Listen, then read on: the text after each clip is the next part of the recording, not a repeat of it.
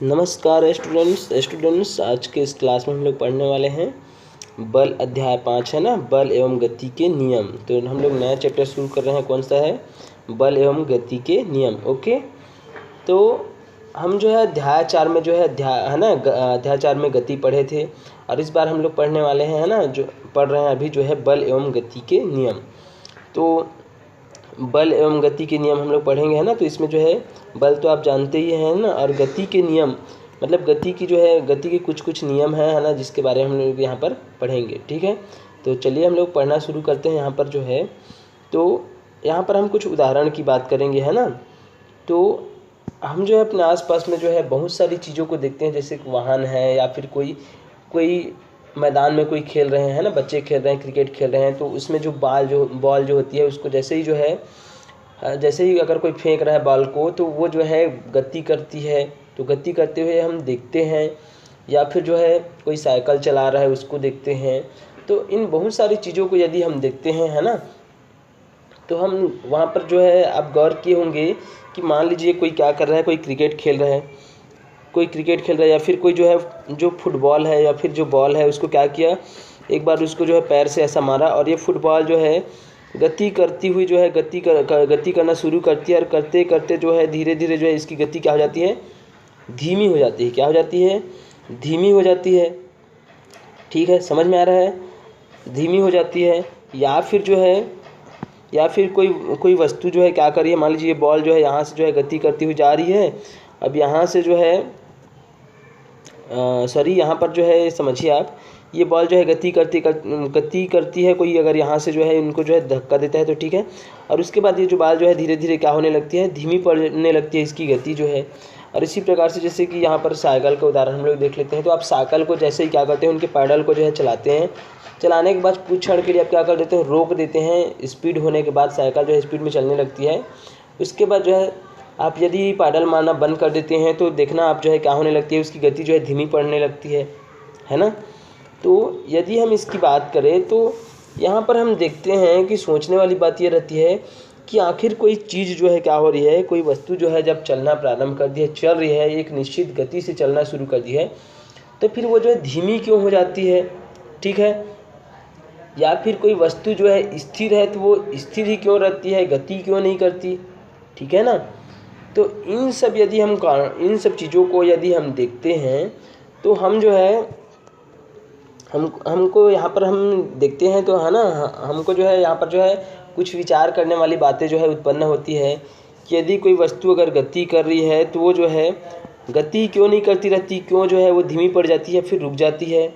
या फिर कोई वस्तु जो है स्थिर है तो अपने आप जो है गति क्यों नहीं करती, है ना। तो इस प्रकार से यदि हम देखते हैं तो हमको जो विचार करने पर हमको पता चलता है कि यदि कोई वस्तु गति कर रही है, यहाँ से क्या कर रही है, मान लीजिए गति कर रही है, तो धीरे धीरे जो है उसकी गति जो है क्या हो रही है, कमज़ोर पड़ती जा रही है, कम होती जा रही है। इसका मतलब जो है कुछ न कुछ कारक है जो क्या कर रहा है, इसकी गति को जो है रोक रहा है। क्या कर रहा है? रोक रहा है। ठीक है ना। इसकी गति में क्या कर रहा है, इसकी गति की जो इसकी अवस्था जो है गति अवस्था में है, इसमें क्या कर रहा है, परिवर्तन ला रहा है। ठीक है ना।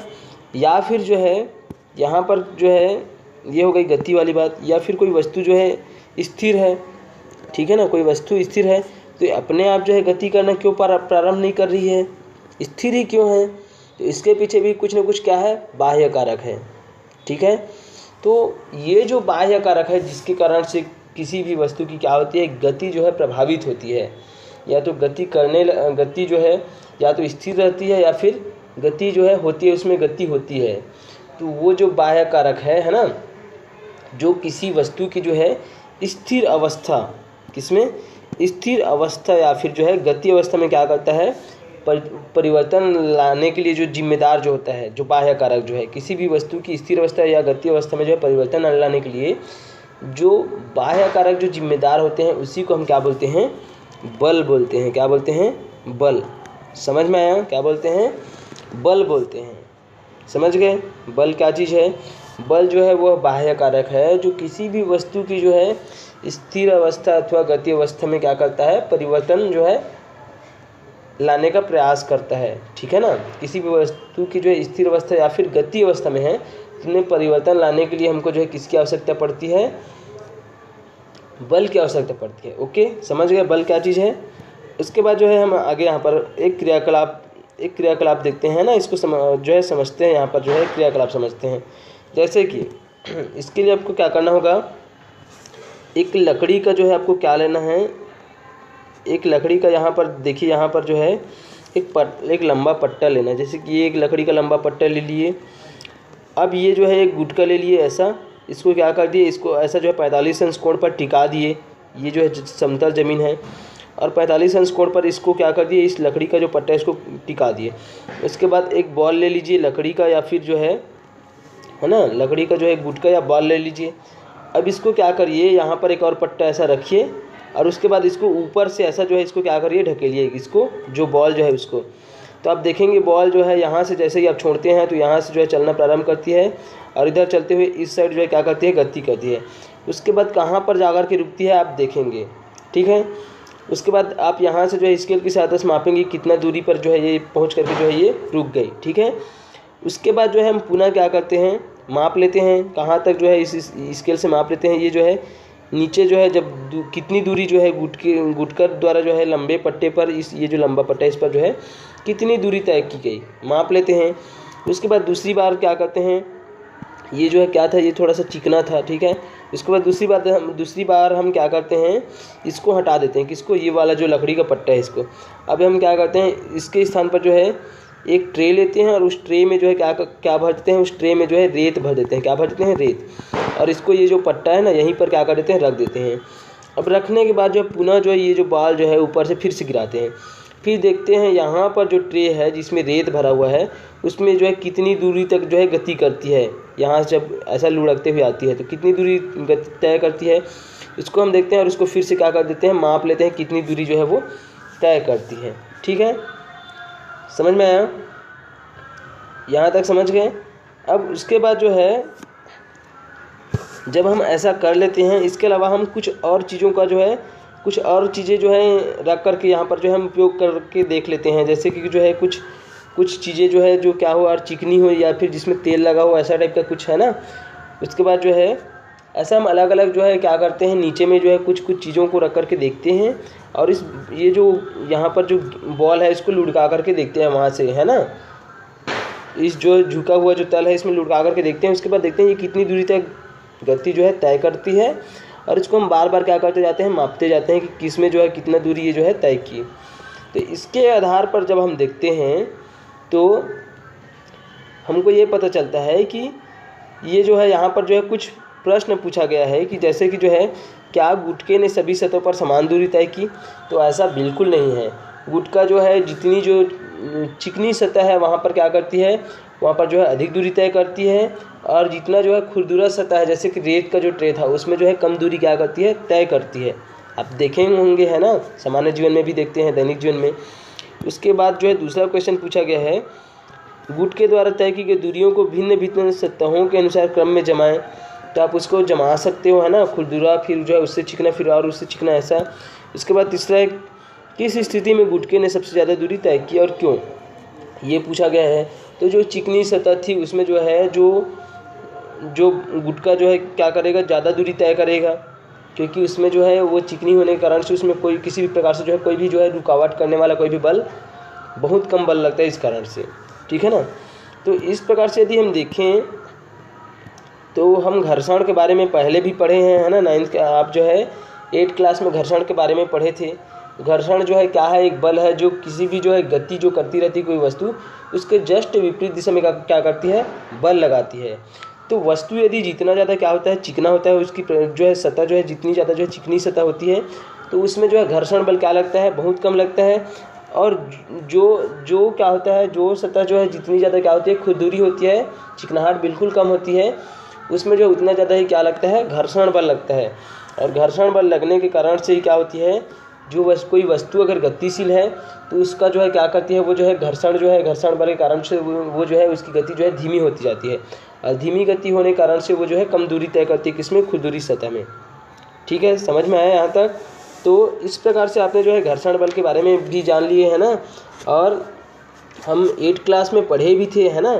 तो यदि हम जो है देखते हैं तो जो वस्तु जिस वस्तु में की सतह में क्या होता है, घर्षण बल का मान जो है अधिक हो, है ना, मतलब जो जिसमें जो है जिस वस्तु में जो है उनकी सतह में घर्षण बल का मान जो है ज़्यादा लगता है, उसमें जो है कोई भी वस्तु कम गति करती है, और जिनमें जो है घर्षण बल का मान क्या होता है, जिस सतह में जो है वहाँ पर वस्तु जो है अधिक गति करती है।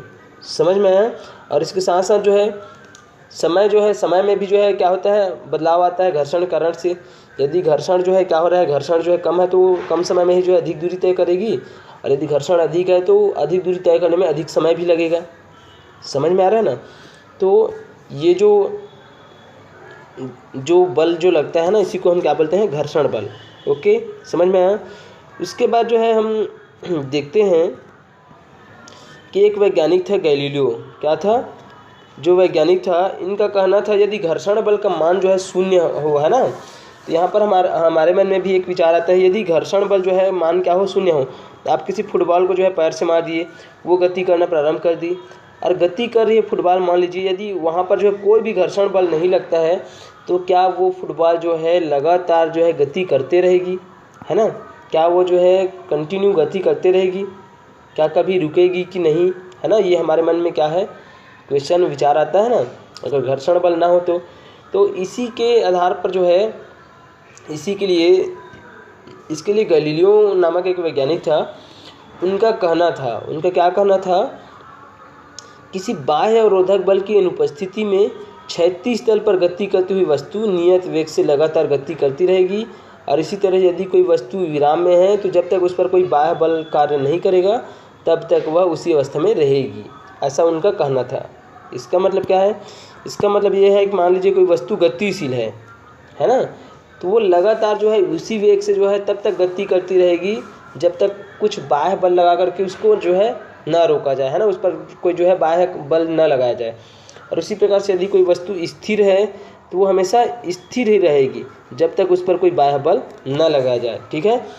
और यही जो नियम है इसको हम बोलते हैं जड़त्व का नियम। क्या बोलते हैं, जड़त्व का नियम बोलते हैं। ठीक है ना। आप जो है जड़त्व के नियम के जो है जड़त्व के कई उदाहरण आप देखते होंगे। जैसे कि आप मान लीजिए बस में बैठे हैं, किस में बैठे हैं, ये मान लीजिए बस है। अब इस बस में जो है ये जो है ऐसा सीट है, अब इसमें आप क्या हैं, बैठे हुए हैं। ठीक है।